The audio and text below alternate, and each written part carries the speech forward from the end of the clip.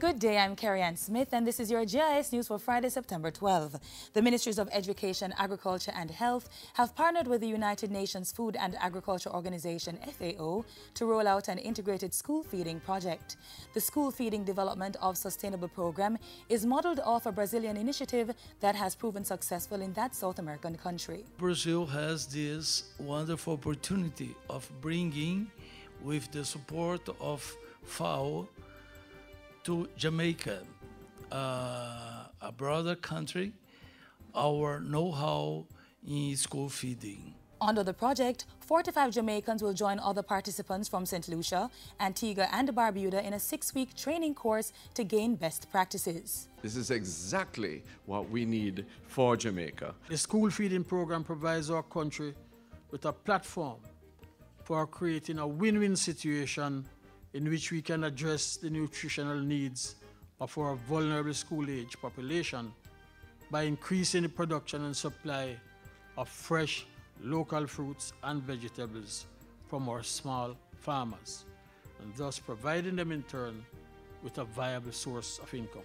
The Education Ministry is expressing confidence that the country will reach the national target of 85% literacy by 2015. National Literacy Coordinator Dr. Andre Hill says continued student performance is moving the country in the right direction. When we look at the cohort leaving grade 6 every year at the primary level, we say this percentage is literate based on the grade 4 literacy test. Now, the stats as of last year, when we look at the results cumulatively, are actually at 82–83%, which means that by next year, 2015, we expect that the stats will be more than 85% when we look at the results cumulatively. Jamaica joined the rest of the world on Monday to celebrate International Literacy Day. 25 senior executives of the Passport, Immigration and Citizenship Agency, PICA, have benefited from training in protocol and professional etiquette.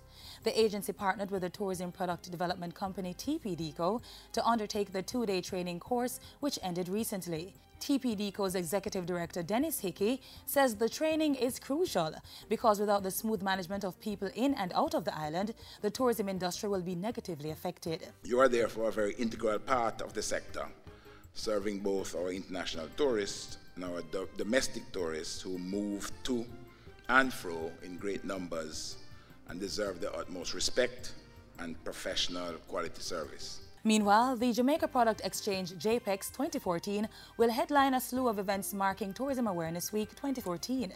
JPEX 2014, the country's premier trade show, will be held from September 21 to 23 at the Montego Bay Convention Center in St. James.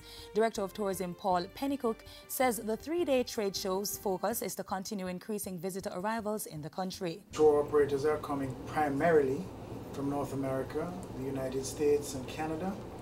We are getting some from Latin America this year for sure, and we're getting from Europe. The theme for Tourism Awareness Week is Tourism and Community Development. World Tourism Day will be celebrated on September 27.